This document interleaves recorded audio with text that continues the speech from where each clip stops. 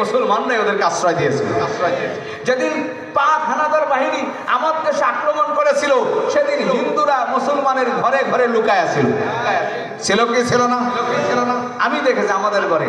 তাহলে এখন ওই বাদশাহ, আমি এই জন্য বলতে চাই, এই দেশে আপনাদের কুষ্টিয়াতে কয়টা দোকান হিন্দুর লুট হয়েছে? হয়েছে নি? হয়েছে? আমি ফরিদপুরে পাই নেই, নোয়াখালী গেলাম পাই নেই, গোপালগঞ্জে পাইলাম না, মাদারীপুরে পাই নেই, শরীয়তপুরে পাইলাম না। প্রত্যেক ওয়াজে জিজ্ঞেস করতেছি, তাহলে যেই সব বেঈমানেরা ভারতের সাথে দালালি করে বলতেছে বাংলাদেশে সংখ্যালঘু নির্যাতন হইতেছে, এটা সত্য না মিথ্যা? আমি বলতে চাই, তুমি সংখ্যালঘু, তুমি আমার দেশে পূজা করবা, আমরা অধিকার দিলাম। তুমি এদেশে জমি কিনবা, আমরা নিষেধ করি নাই। তোমার মেয়ে আমার মেয়ে একই স্কুলে পড়ে, এতে আমরা পার্থক্য করি নাই। তোমার মেয়ের ইজ্জত আমার মেয়ের ইজ্জত একই দিয়েছি, তোমার চাকরির অধিকার আমার চেয়ে বেশি দিয়েছি। তারপরেও যদি এই দেশে বসে বসে দেশের বিরুদ্ধে ষড়যন্ত্র করো, ধরতে পারলে এক বেয়াদব ছাড় পাবে না। সংখ্যালঘু নির্যাতন যদি শিখতে হয়, মোদির কাছ থেকে শিখতে হবে। ওর আঙ্গুলের মধ্যে এখনো গুজরাটের মুসলমানের গোশত ভরে আছে, ওর দাঁতের মধ্যে আসামের মুসলমানের রক্ত ঢুকে আছে। অতএব সংখ্যালঘু নির্যাতন ইসলাম করে না।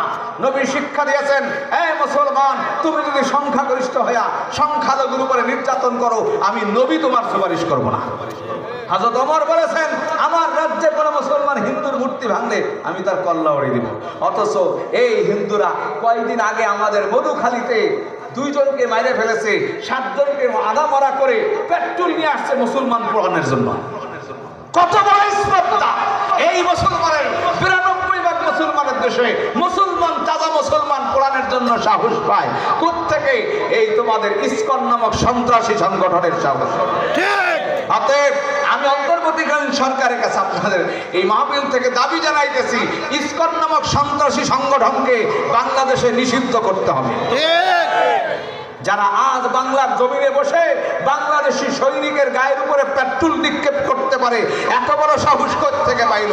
এই জন্য আমি বলতে চাই, বাংলার জমিনের মুসলমান, যুদ্ধ শেষ হয় নাই। যুদ্ধ করতে হলে ইমানি শক্তি ছাড়া মুসলমানের বিজয় আসবে না। আর আমাদের সময় বেশি ভালো না, কারণ ইংরেজরা, ইহুদি আর খ্রিস্টান মিলে এক ইসরায়েল বানাইছে মধ্যপ্রাচ্যে, আর পার্বত্য চট্টগ্রামকে আর একটা ইসরায়েল বানানোর জন্য 65 বছর যাবৎ পরিকল্পনা করতেছে। তারা বলে আমরা 60% আগায় গেছি। আমরা বলবো 60% কেন, 100% যদি আগায় যাস, বাংলার জমিনের 1 ইঞ্চি আমরা ছাড় দেব না। যদি পার্বত্য চট্টগ্রামের 1 ইঞ্চি কেউ ছুড়াই নিতে চায়, আমাদের যা আছে তাই নিয়ে আবার জিহাদের জন্য প্রস্তুত থাকতে হবে।